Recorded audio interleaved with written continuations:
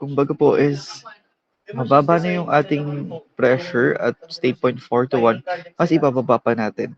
Kasi po, what we'll be trying to do is make it more um, less heat, meaning mas palalamigin pa natin ng konti kapag mas mababa yung pressure.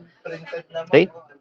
So, kapag mababa yung pressure natin, tapos dinala natin siya sa saturated liquid, magiging super tubig na siya.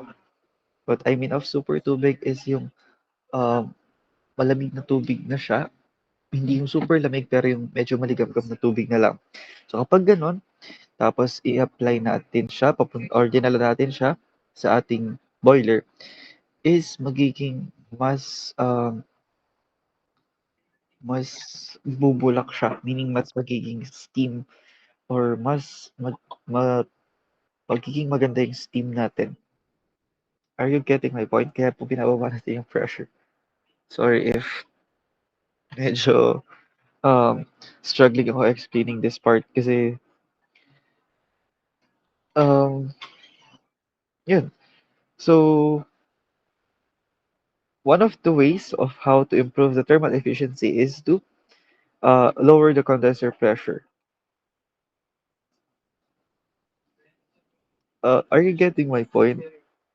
Or somehow, hindi? You can raise your hand para mas maliwanagan. So, para mas maliwanagan tayo, let me just read this description. So, lowering the condenser pressure in a Rankine cycle reduces the temperature at which steam condenses. This lower condensation temperature means heat is rejected at a lower level, which slightly increases the net work output and therefore improves the cycle's thermal efficiency.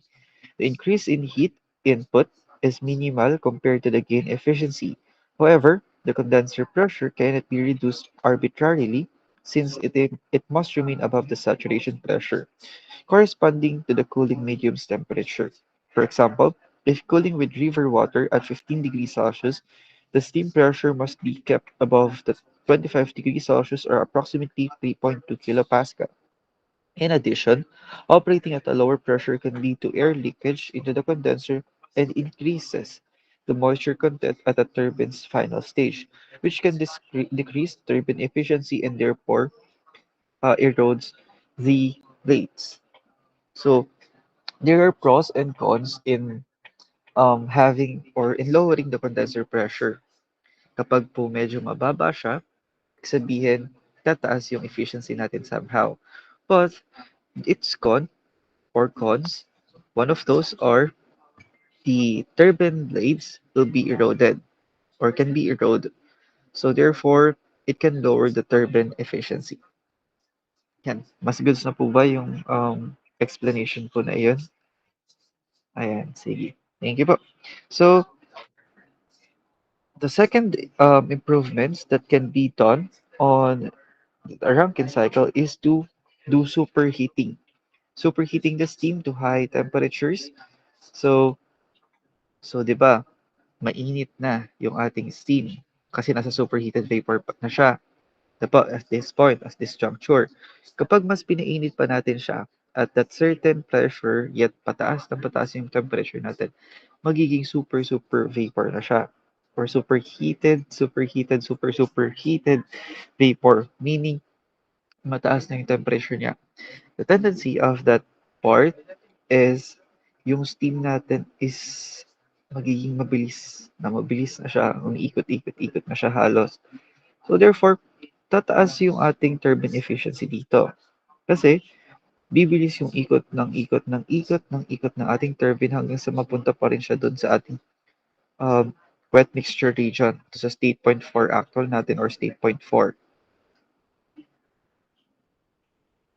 So one of those efficiencies using the turbine efficiency is by work net.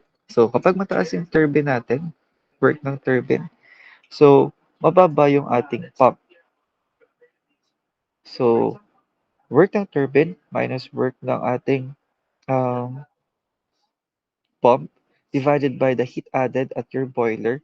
So it can significantly improve the thermal efficiency. Tanda po ba yung formula natin? Let me write it here.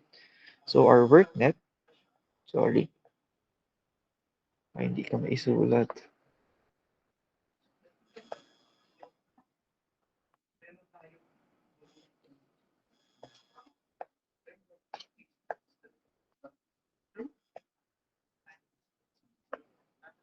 Our work net is equals to the work of turbine minus work ng pump. Okay. Pag mataas yung ating work ng turbine, medyo mababa yung ating work ng pump. Ibig sabihin, mataas yung ating work net. And dividing work net by our Q sub A, so hindi naman tayo dito nagdagdag ng super daming heat. I mean, nagdagdag tayo ng heat pero significant siya. So therefore, your work net over QA was significantly higher than the usual one. Kasi po, naging superheated vapor yung pumasok sa ating um, turbine.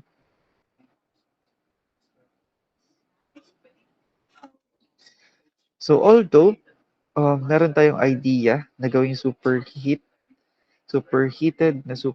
yung ating fluid, which is our steam, meron pa din po tayong constraints dito. So ano po yun? So currently, around 620 degrees Celsius or 100 or 1150 degree Fahrenheit is would likely limited. Hanggang doon lang po halos yung kinakaya ng ating mga system, particularly yung ating turbine. So, even though this is possible theoretically, but in actual, um, it is not really attainable. Okay, so for our last improvement that can be done on a Rankine cycle or improving the Rankine cycle efficiency is the increasing boiler pressure. So in increasing the boiler pressure, we raises the boiling temperature, in which in turn increases the average heat transfer temperature, thereby improving thermal efficiency. So in a TS diagram, for a fixed turbine inlet, this change shifts the cycle to the left, but it also returns in a higher moisture content at the turbine exit.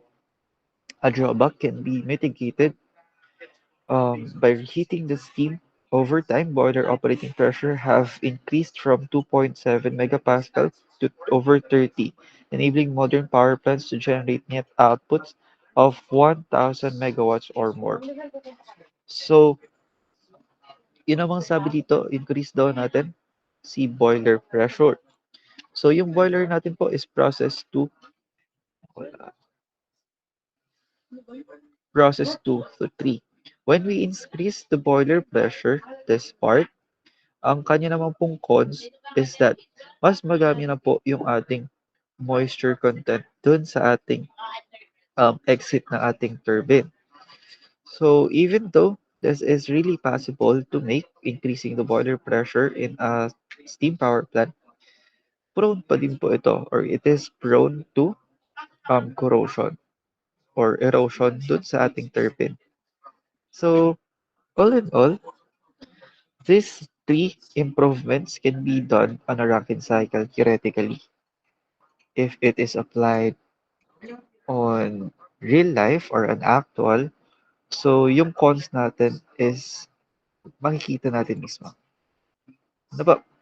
So do you have any questions with the improving Rankine cycle efficiencies ways? Ito pong tatlo. Yan, nasa handouts nyo naman po ito. Do you have any questions with it? Ito po pa ay my calculation. Meron po, pero we wouldn't dwell much on it. So, any questions with this? Satisfied with my explanations for those three? If if ano po, if not, you can message me or you can tap your raise hand button po so I can clearly explain this more. But if okay lang naman po, you can tap your raise hand button po. Let me see if sino pa po yung nandito sa meet natin.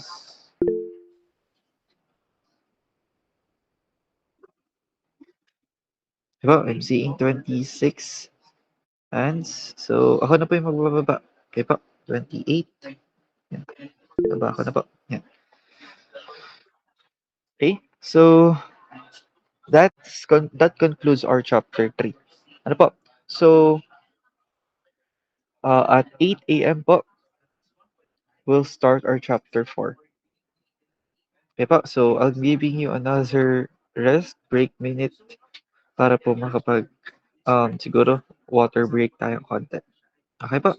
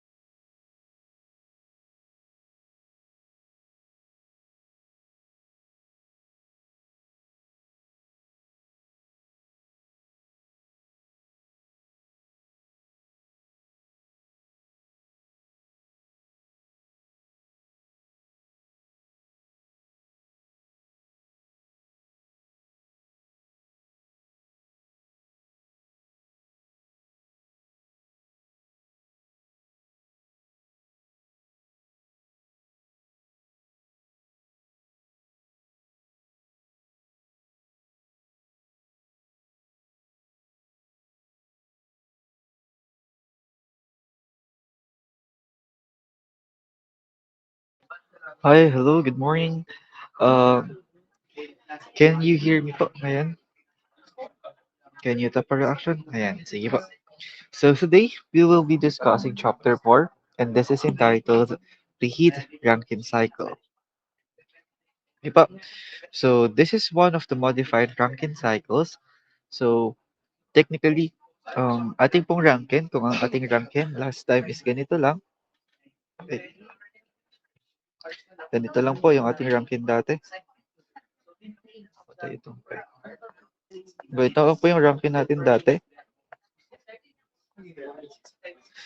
State point 1, state point 2, state point 3, state point 4. Yan. Kung ganito po, ganyan lang dati yung ranking natin. So ngayon po, sa reheat ranking, ganito naman po siya.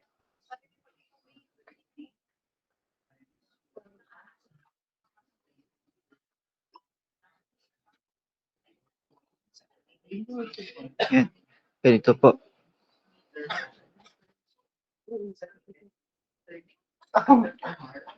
Meaning, we have here reheat. Yan, may reheat po tayo dito sa system na ito. So before I dwell into it, so let me just first discuss to you the reheat ranking cycle. So reheat Rankine cycle. So we noticed that in the last section, that increasing the boiler pressure increases the internal efficiency of the Rankine cycle, but it also increases the moisture content of the steam to unacceptable levels. Then it is natural to ask the following questions. How do we take advantage of the increased efficiencies at the higher boiler pressure without facing a problem of excessive moisture at the final stage of the turbine? So gaya po nung nandun tayo sa kanina sa improving Rankine cycle efficiency. So we have stated there that increasing boiler pressure increases the thermal efficiency.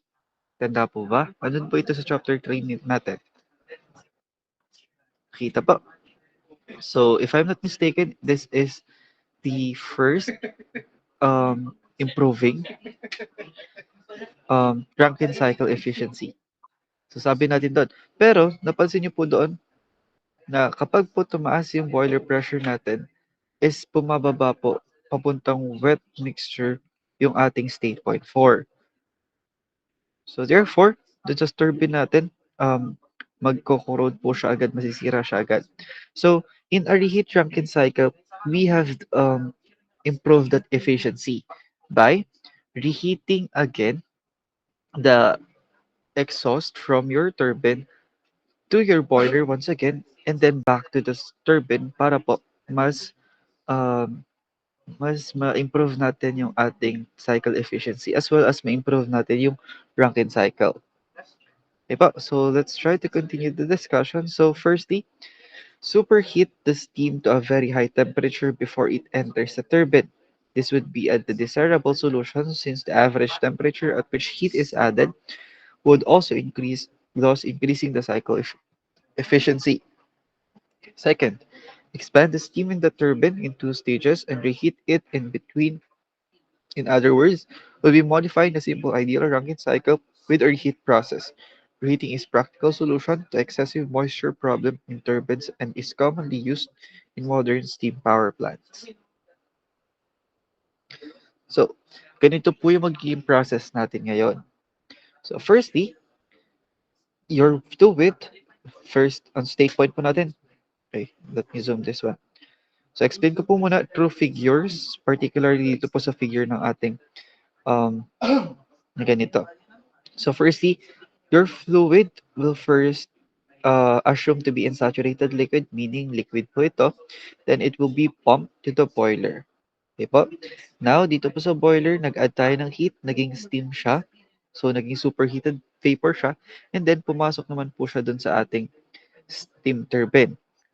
And then, mapapansin niyo this side, this is your turbine. Dalawa na po siyang turbine ngayon. So, first is your high pressure turbine, and then the second one is low pressure turbine. So, the steam that comes from the boiler from the state point 3 will now move to your high pressure turbine.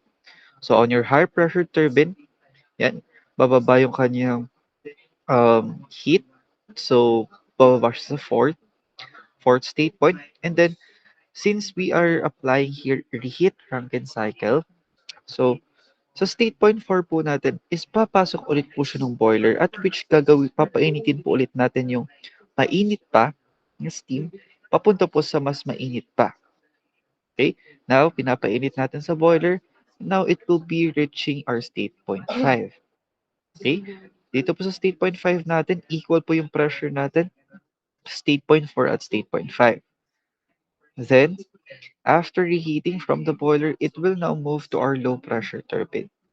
So, on our low pressure turbine, yan, the steam or the fluid will now move to our state point 6, which is now going to the condenser. And in our condenser is rejecting heat, meaning tinatanggal po natin yung heat dito. So after rejecting heat, it will now then be saturated liquid, assume.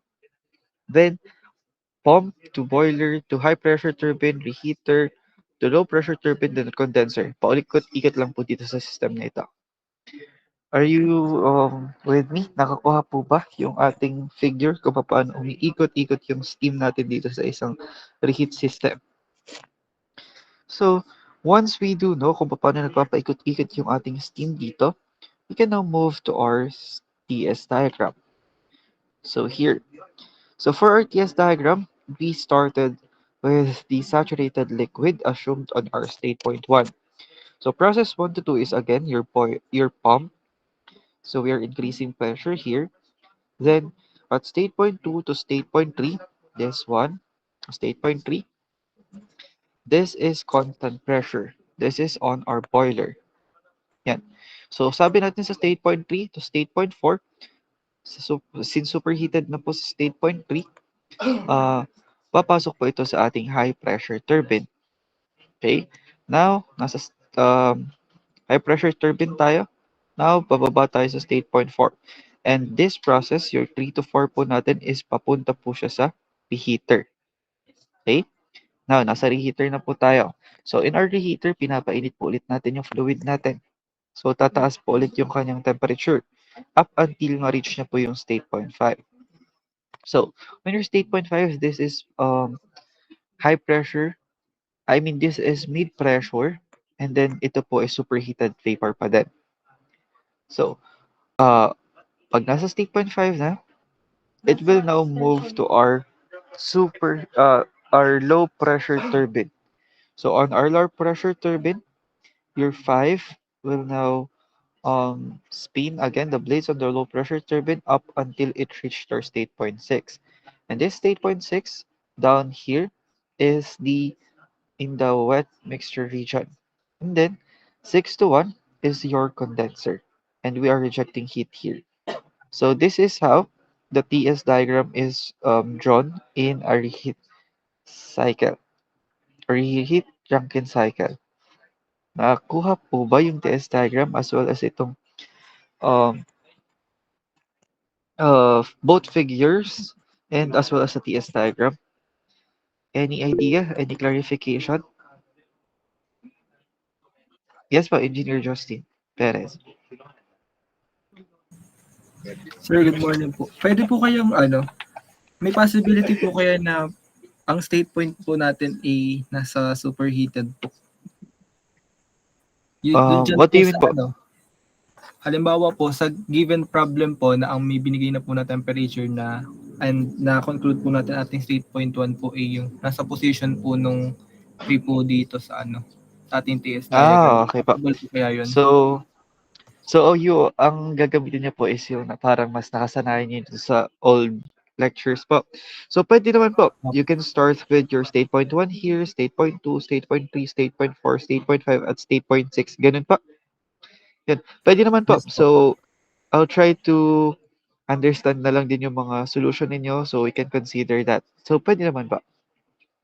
If that's your Ito po. solution. We good with it? So you can start with any points here. So, ano lang, ang ginagawa ko lang is yung para mas madali nyo siya magets. With for state point 1, nag-a-assume na agad tayong saturated liquid para organize yung magiging solution natin na bumabalik tayo sa pump. Diba? But, If doon po kayo masanay, you can do that. Okay po? Very good. Yan. So this is the ideal reheat Rankine cycle.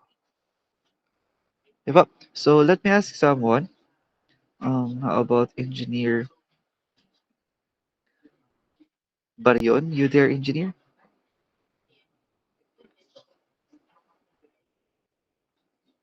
Sophia Nicole?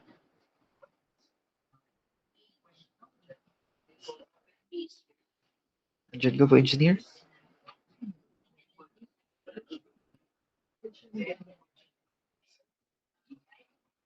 Mukhang wala ata. So let me ask another about Engineer Stephanie Montalvo. You there pa, Engineer?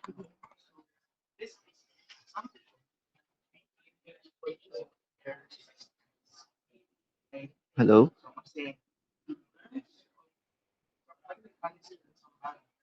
How about Engineer Mark Vincent Hidalgo? Nandito ka po, Engineer? Yes po, sir. Yan po. So, good morning. Based on your understanding po, doon sa sinabi ko kanina, can you walk us through kung paano po ba gumagana si reheat Rankine cycle based on this figure po? Bale pong ang understanding ko po kanina, dito po sa pump po muna. Process 1 to 2 po. And then akit po siya sa boiler. And then punta po siya sa high pressure turbine. After po dito, undergo po siya ng reheating po. And then go back to the boiler. And then pupunta naman po siya sa low pressure turbine. And then pabalik naman po sa condenser po. Yun po ang understanding ko po. Thank you po, sir. Okay, thank you for that. So, how about naman po Engineer Hardin? You there po, Engineer Justin Nicole?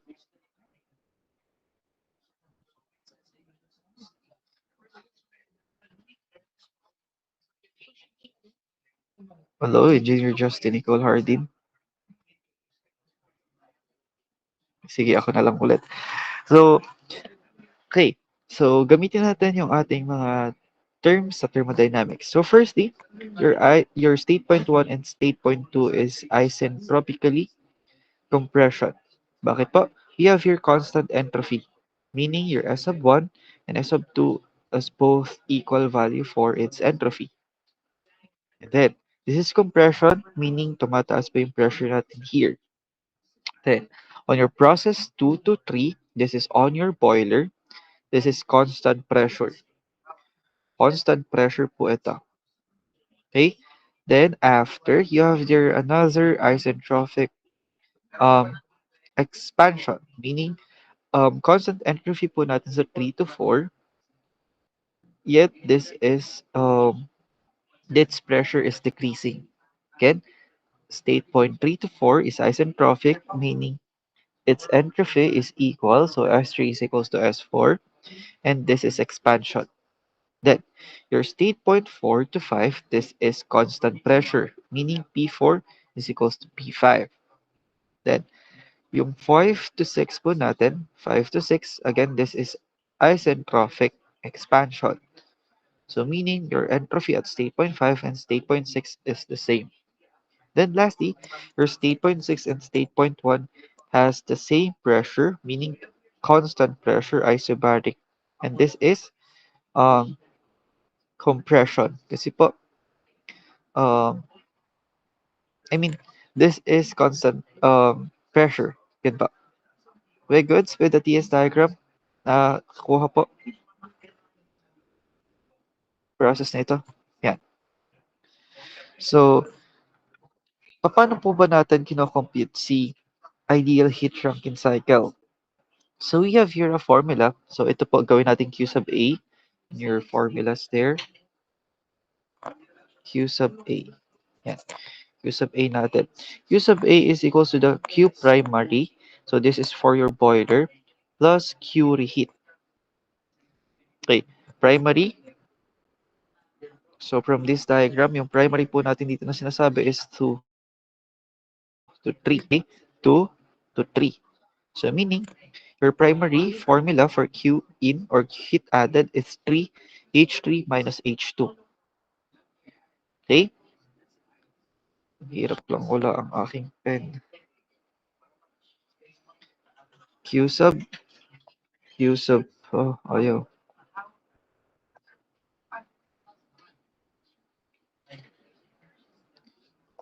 Q sub primary A is equal to H3 minus H2. And then Q reheat natin po. Just me write it as Q reheat added. This is this is 5 and 4. Though that is H5 minus H4. Nakuha po kung saan kinukuha yung ating Q primary at Q reheat added. Okay po. So that is your formula for Q in. And then, since we have low pressure turbine as well as high pressure turbine, magkakaroon din po tayo ng new formula for that. So, una nating work is for our turbine. So, this is our turbine. So, 3 to 4. Sorry. That is 3 to 4. So, ang magiging formula po natin for high pressure turbine, W turbine, let me write it as H high. Sorry, hindi talaga ibang pen kasi ang gamit ko. So, ang magiging formula natin dito is H3 minus H4. And then, for our low pressure naman po na turbine, so that is WT, write it as P. Magiging formula naman po natin dito is H5 minus H6. 6. Yan. Ito naman po yung process na yon. 5 to 6. Okay po. This is your high pressure turbine. And then this is your low pressure turbine. Can you still follow po kung saan natin pinagkukuha yung formula for that? Tatap po ako ng reaction. Yan. Sige po. So, since we have added on our boiler, as well as we added heat sa ating reheat, we are going to add or get the summation of both primary and reheat. Therefore, you get here the formula H sub 3 minus H sub 2 plus the quantity of H sub 5 minus H sub 4. So that would be your formula for Q sub A. Then, for your turbine, you have there your high pressure turbine, your W turbine 1, plus your W turbine 2. So, this is high pressure and this is low pressure. So, combining both formulas, so that is H sub 3 minus H sub 1, plus the quantity of H sub 5 minus H sub 6. And that would be your work of your turbine. So, ang atin po bang heat rejected would still be the same? Yes po. That would be on a condenser. And then yun po bang pump po natin is just the same formula? Yes po. Ang mababago lang po dun sa kanila is that your condenser would be H6 minus H1 and yung pump po natin is still the same. Okay po? Nakaka-follow po ba doon? So if you try to rearrange your state points, so halimbawa dito kayo nag-start sa 1, 2, so sa 3 natin as 1, 1, 2, 3, 4, 5, 6. Ang magiging formula nyo po for high pressure turbine is that 1 minus 2 and then yung low pressure po natin is 3 minus 4. Okay, tapos for our condenser naman po, kapag kabunagan nyo po ito, mangyayari naman pong QR natin is equal to 4 minus 5. Are you getting my point po? Kung ang gagamitin nyo po kasi is ibang mga state points. And, pero if this would be your TS diagram, still your formulas would be the same. Okay po? Are you through? Are you with me? Ayan. So, I'll be leaving you with this problem. Ito po, this sample problem. So, you can try to solve this on your own. So, we have much time pa naman. Almost 1.5 pa. So, medyo nagsa-struggle lang ako sa paggagawa dito ng solution. Try to solve this on your own.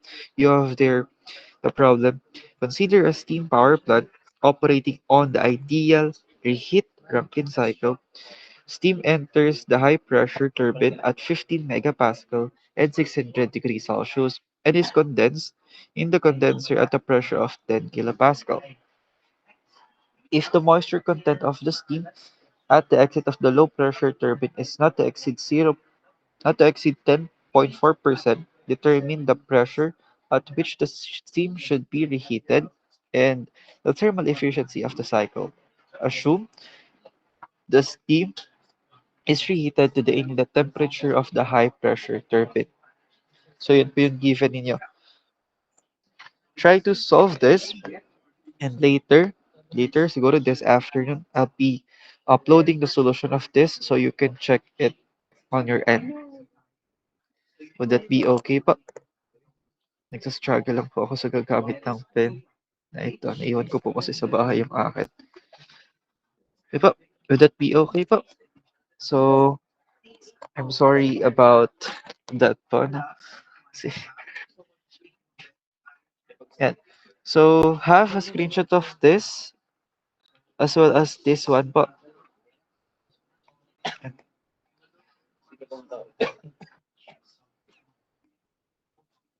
So, i-upload ko naman po itong presentation na ito sa ating classroom. So, this consists of 8 pages or 8 slides para mabalikan po ninyo yung problem as well as yung mga formulas po na nandito. Okay lang po ba yun? Ayan po. So, again, sorry if I'm cutting off our class this early kasi nag-struggle lang po talaga ako sa pen. So, if you do have questions, clarifications to make, you can message me through Google Chat po. Yes po, Engineer Justin Perez. Sir, good morning po. Ano po kayong scope po ng midterms? Kung pwede po malaman. Sige po, ang scope po ng midterms natin, so I'm considering having the chapter 1 up to this chapter 4. So may time pa naman po tayo para i-discuss yung heat cycle on Monday kasi um, may meeting pa tayo na face-to-face. So I can discuss this to you then para masolve ninyo pagka nasama siya sa exam. So technically, kapag ka po sinolve ninyo yung inyong problem set as well as naaral nyo po yung mga given sample natin, you have there the chance to pass the midterm exam. Okay po? Yan. So,